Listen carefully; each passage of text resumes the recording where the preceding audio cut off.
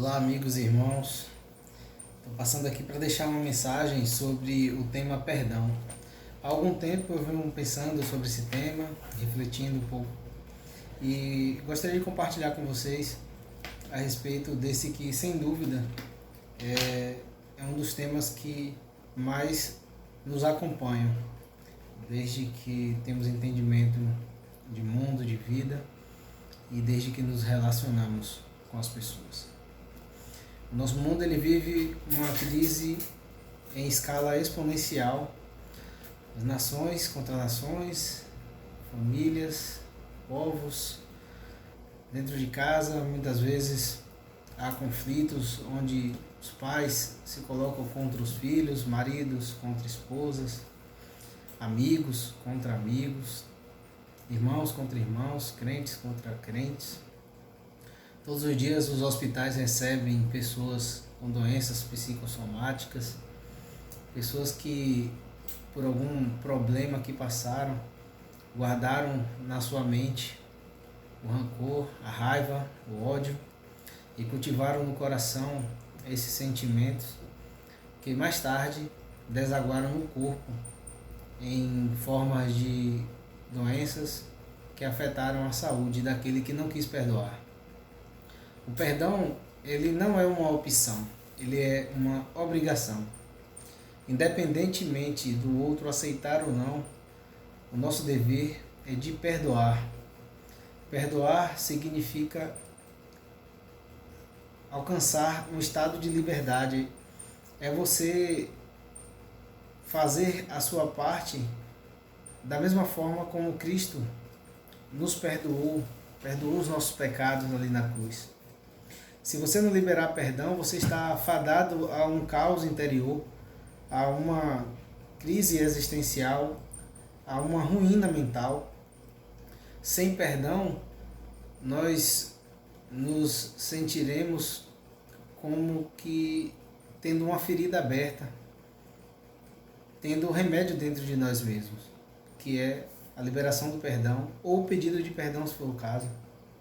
Quem decide perdoar usufrui desses benefícios da liberdade, não fica preso, não comete sabotagem consigo mesmo, não comete vandalismo com sua própria alma.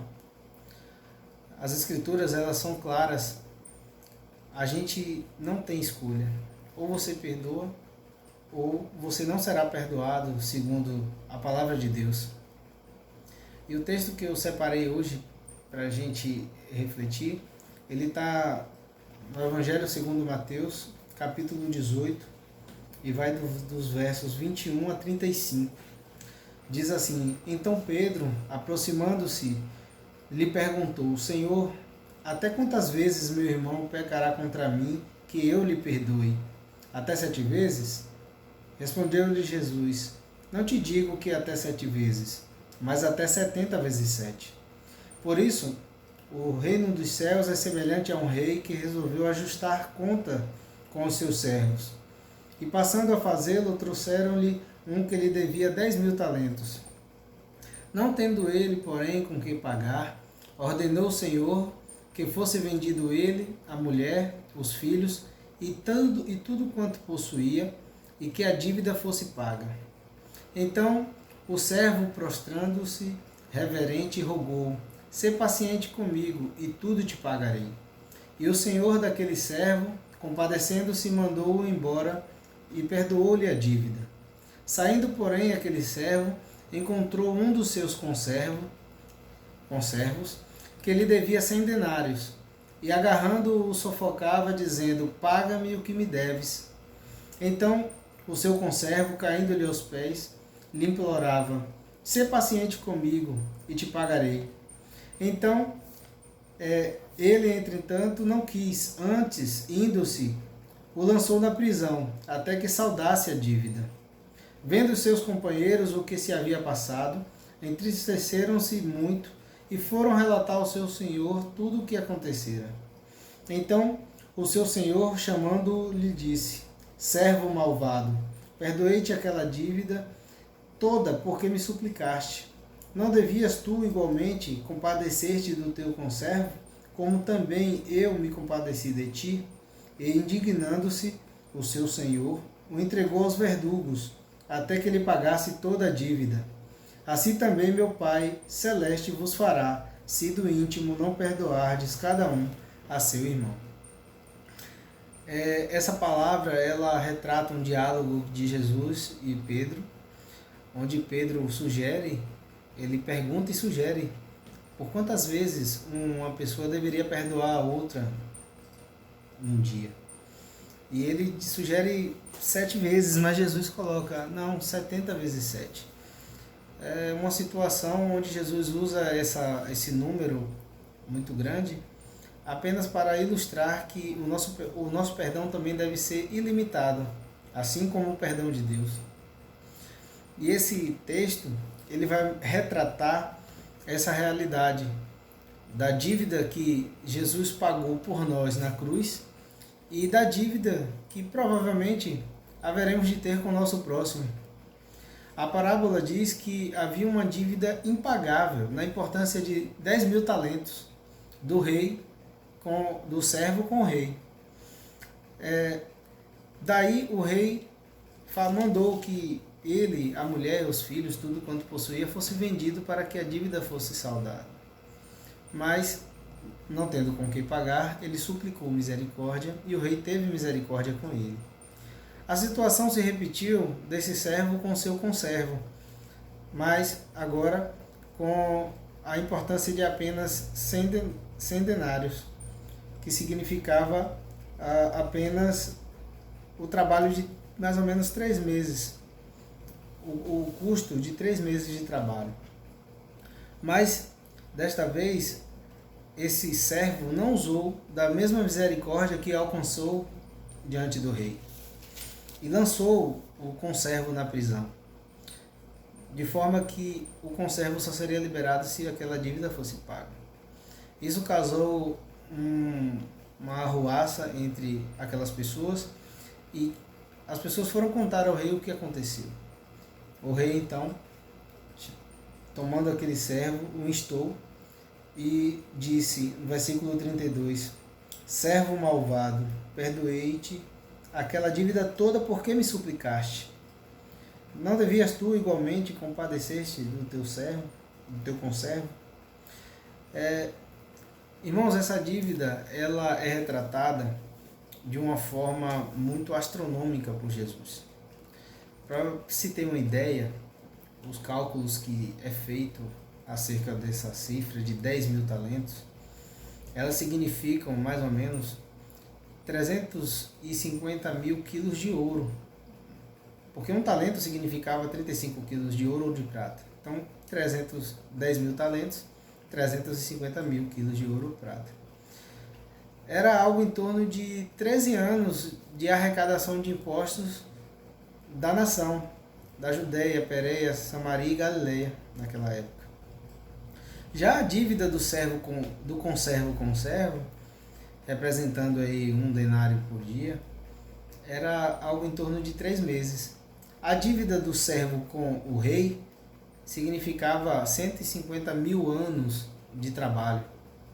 Ou seja, era uma dívida impagável.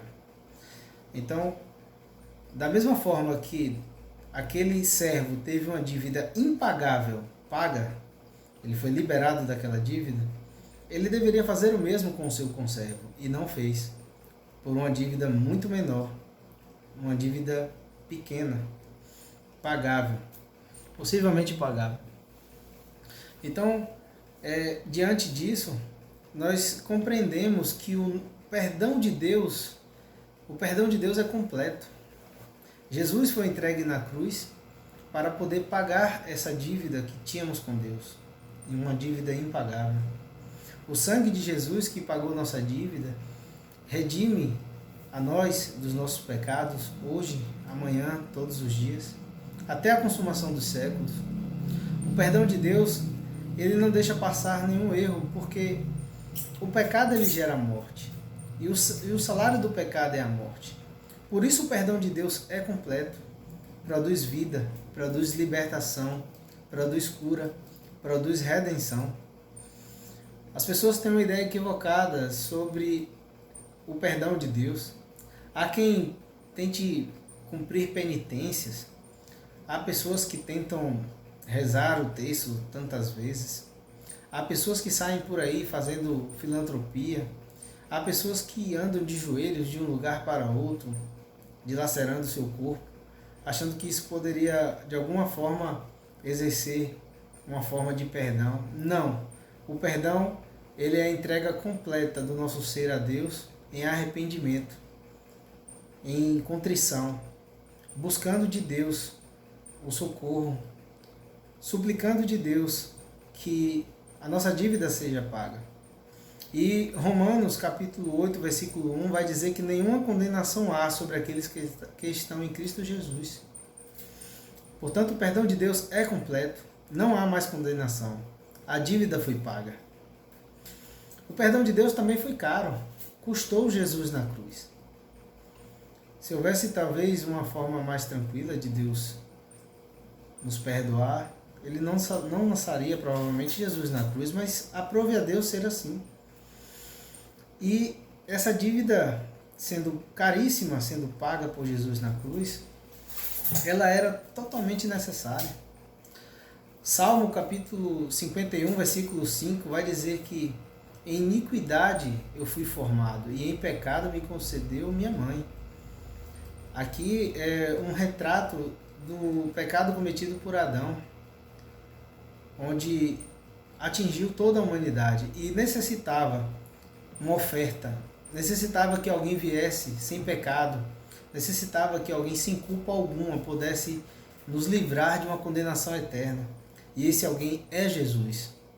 Jesus, ele veio para trazer esse perdão caríssimo, que custou um sacrifício tremendo na cruz.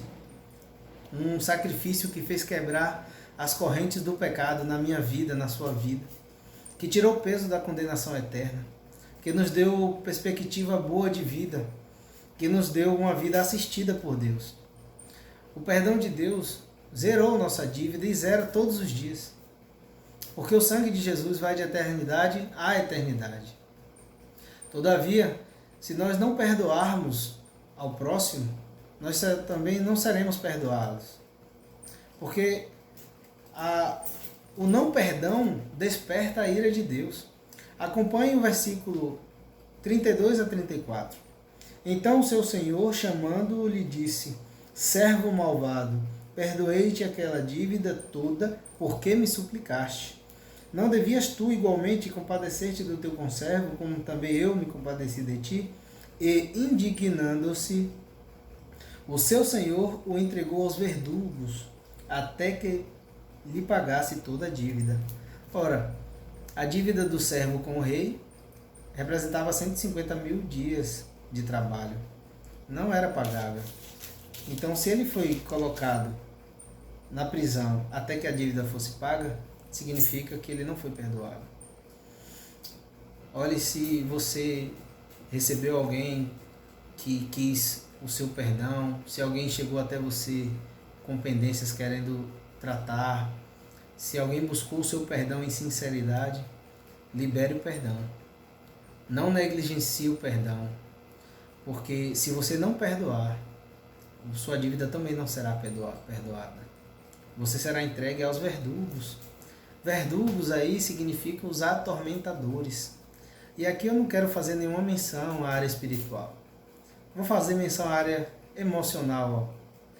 Os verdugos, para a nossa reflexão, eu vou colocar aí como o rancor, a raiva, o ódio, aquele sentimento de antipatia, sabe? Tudo isso são verdugos que vão chicotear a sua mente, vai surrar o seu emocional, vai castigar a sua vida se você não liberar o perdão ao seu próximo.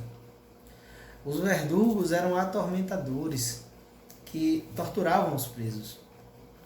Por isso, não queira a sua vida presa, queira liberdade. Não queira verdugos todos os dias te atormentando. Queira Jesus todos os dias na sua vida, te curando, te livrando, te abençoando, te guardando, porque você é de Deus. Não se esqueça dessa verdade. Se Deus é por nós, quem será contra nós? Também, eu gosto muito de Romanos 8, 38, 39, que diz: estou bem certo de que nem a morte, nem a vida, nem os anjos, nem os principados, nem as potestades, nem o presente, nem o porvir, nem a altura, nem a profundidade, nem outra criatura poderá nos separar do amor de Deus que está em Cristo Jesus, nosso Senhor. Nós somos de Deus, portanto, todo pensamento ruim está repreendido em nome de Jesus.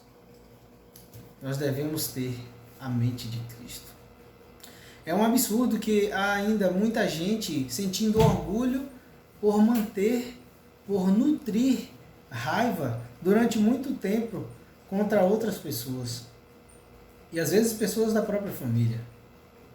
Se alguém age assim, saiba que você está agindo como aquele servo malvado aos olhos de Deus.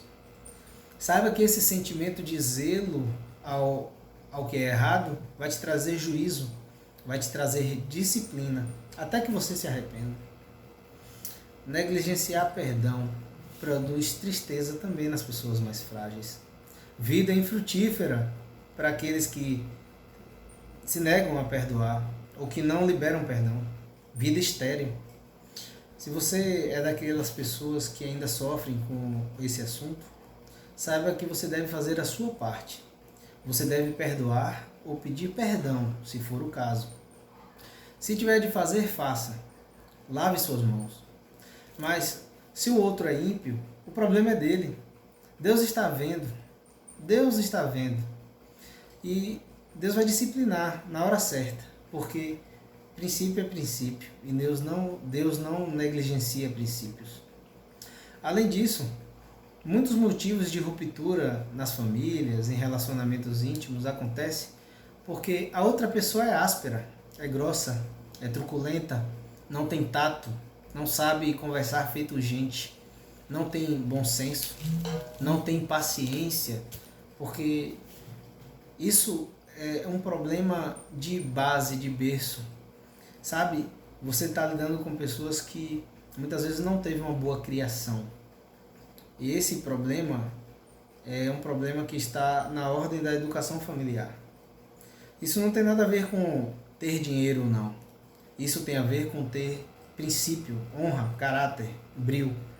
Algo que não provém de dinheiro, provém de princípios estabelecidos por Deus. Tem muita gente cheia de dinheiro caminhando a passos largos para o inferno, com a vida sem paz, com o dia a dia atribulado. Gente que sorri na rede social, mas chora no quarto escuro, sozinho, sem pessoas sinceras e amigáveis ao lado. Apenas rodeadas de pessoas insinceras e interesseiras. Irmãos, a matéria ela não alimenta o espírito. Pelo contrário, a matéria pode te colocar na coleira de Mamon. E isso é muito ruim. Então, se você é daqueles que teve também o perdão negado por alguém, não fique triste. Faça a sua parte e pronto, descanse no Senhor. A sua vida vai fluir, porque você está fazendo a sua parte. E Deus não é um Deus de confusão. Deus ama o filho obediente, mas disciplina o filho rebelde. Tem pessoas que até fazem chacota com esse assunto. Essa turma escarnecedora verá que terrível coisa é cair nas mãos de um Deus vivo. As pessoas que liberam perdão também são pessoas mais próximas de Deus. Pode observar. Quem libera perdão consegue mergulhar mais fundo, consegue desfrutar do melhor dessa vida. Aonde elas vão, uma atmosfera de leveza, positividade as acompanha. Uma atmosfera agradável. Pessoas que liberam perdão tiram verdadeiras geladeiras das costas. Não há cordas mais segurando, não há amarras prendendo. As pessoas que liberam perdão são pessoas livres, são pessoas em plenitude de dias, são pessoas sem sujeira debaixo do tapete. Essas pessoas também têm características de fazerem do limão uma limonada. Se um irmão falou mal, que bom, revelou seu caráter, agora eu já sei como me posicionar. Ou seja, não se machucam por qualquer coisa. As pessoas que liberam perdão e que são livres, elas sabem se comportar adequadamente em situações adversas. Se alguém te tratar com aspereza, que bom, agora eu já sei que eu devo manter a distância. Se alguém me perseguir, glória a Deus. Mateus 5,10. Bem-aventurados os perseguidos por causa da justiça, porque deles é o reino dos céus. Nós servimos a Cristo. Portanto, havendo diferenças, também não temos nenhum direito de abandonar nem ao Senhor nem a sua obra, coisa que acontece sempre em muitas comunidades cristãs. As pessoas se ferem umas com as outras e abandonam a obra de Deus, só revelando que nunca foram fiéis a Deus, mas a pessoas. Porque se forem fiéis a Deus, farão como Paulo e Barnabé, que, tendo havido uma desavença entre eles, multiplicaram a obra do Senhor, fazendo 2 viagens missionárias. E ainda vendo Paulo, quando ele escreve a Timóteo, chamando João Marcos para a reconciliação, para perto, apagando todo e qualquer rancor, toda e qualquer mágoa. Perdoar, meus irmãos, destrava a nossa vida. E é importante perdoar. Nós só temos 2 opções. Ou a gente perdoa ou a gente não é perdoado. E esse perdão ele deve ser liberado, porque senão a gente tem que voltar para o texto e analisar que aquele que não perdoa, ele vai ser entregue aos verdugos até que a dívida seja paga. Aquele sentimento ruim vai ficar até que haja a liberação de perdão ou pedido de perdão. Perdoar significa confiar na soberania de Deus. Ou você confia na soberania de Deus, ou você crê que Deus está te vendo, ou você crê que Deus tem uma obra na sua vida, ou você vai duvidar disso. Perdoar é dar prova de ser nova criatura.